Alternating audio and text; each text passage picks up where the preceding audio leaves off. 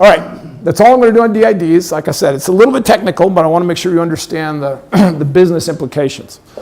Now let's talk about the digital equivalent of these, verifiable credentials. Click. So that's the term. I know I often just call them credentials or digital credentials. They're called verifiable because they have a digital signature that you can verify. This is, as I said, a standard that's been 2 years in the making. It's getting close to being finished, and it will be an official W3C standard, which means any company, any place will be able to build the software to create a credential that you can sign and someone else can verify. We've never had that before either on the internet, which is why it's a pretty big deal. Now, I want to quickly explain the basics of how this works, because if you walk away with one thing here tonight, it's like, oh, self-sovereign identity is digital credentials that will work any place. And then you'll start to think about it, and pretty soon you'll go, oh, it's way more credentials than just the ones I carry in this wallet, right? Everything that one person needs to prove to another person is something that can now fit into that, right?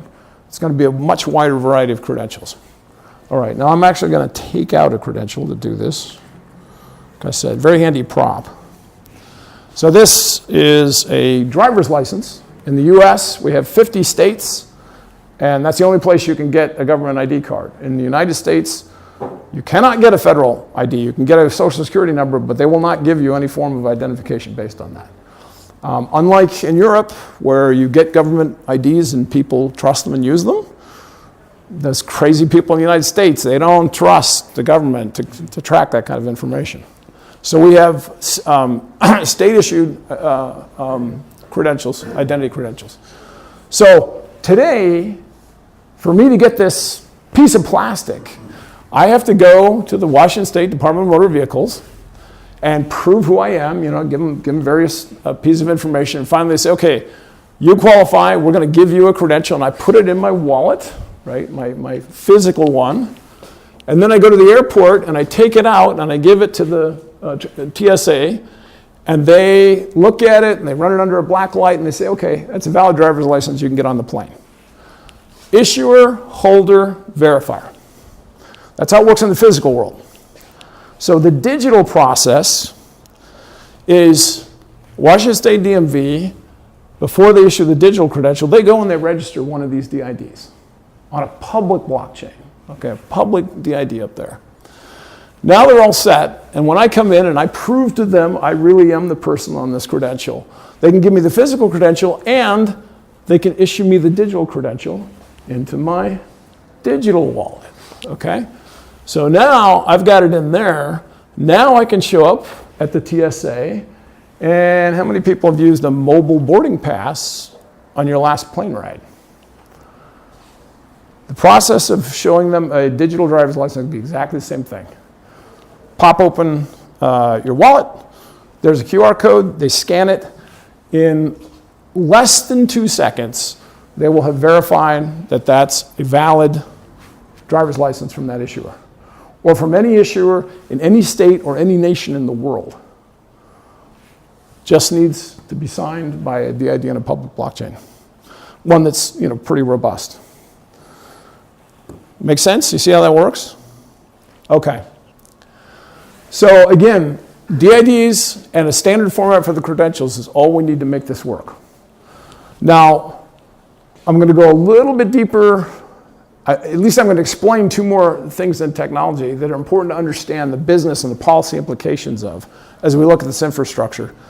And these 2 things I'm going to explain are specific to sovereign and what we're doing with the sovereign network. This is the overall, they fit within this, but if we go specifically to say if it's sovereign, then the first feature is what I mentioned earlier. Whenever you create these relationships, you go and you sign up at the Driver's License Authority or go to TSA, we create pairwise synonymous DIDs, which means that even though the Department of Motor Vehicles needs a public DID, you do not. You just create those private things. You have the private channels, You're issued this over a private channel, and you show it over a private channel, and that helps protect your privacy. You don't have to put a big beacon out there that you're being tracked around with, okay? The second one is even more important, and that is that we standardize the issuance of these credentials and the presentation of these credentials on zero-knowledge cryptography. Is that a completely foreign concept to everyone, or do we got a bunch of zero-knowledge folks in the room? Okay, yeah, little bit of both. The basic idea of zero-knowledge cryptography is that cryptographically you can prove that you know something about some data without revealing the data. The classic example when it comes to something like a driver's license or a passport is that I can go into a drinking establishment, I can prove that I'm over the legal drinking age without revealing my birth date or anything else on the credential, right? Zero-knowledge cryptography is not new. It's been around for, 30 plus years. It is now being used in some cryptocurrencies like Zcash and Monero. But now we're saying there's a very practical usage for it, which is in fact one of the things that GDPR, the global, the General Data Protection Regulation in the EU encourages, or it doesn't exactly mandate, but it strongly recommends minimal disclosure of information. That a verifier should not ask for anything more than they really need to know. Well, the beauty of using zero-knowledge cryptography is that when this credential is issued under zero knowledge, you actually share a secret with the issuer that it uses to encode that credential when it goes into your wallet. You are the only one in the world who can now produce a proof of that credential to a verifier. That credential can't be copied to another wallet.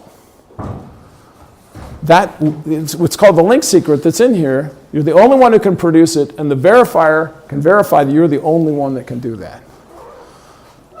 So we're increasing your security and your privacy at the same time, okay? And that zero-knowledge cryptography, again, if it sounds, it was pretty cutting edge 18 months ago when the Sovereign Foundation made the decision to do that. It has since been recognized as this is what should be done. The European Commission has already said, hey, Sovereign, we think you're doing the right thing. Everyone should be adopting this for digital credentials. The underlying technology, by the way, was developed both by IBM and others around the world, but IBM Zurich Research Labs had a quite robust implementation that they finally open sourced. That's what we're using for this. And the inventor of it, Jan Kamenisch, for any of you deep crypto heads, joined the Sovereign Technical Governance Board because he realized finally his life's work, he'd spent 17 years on development of technology, finally it had a way to get broadly adopted and to help every person on the planet protect their privacy. So it's a pretty big deal. It's something that is currently unique to Sovereign. We are actually, the code is in Hyperledger Indy, and we're encouraging other self-sovereign identity and blockchain projects to adopt it.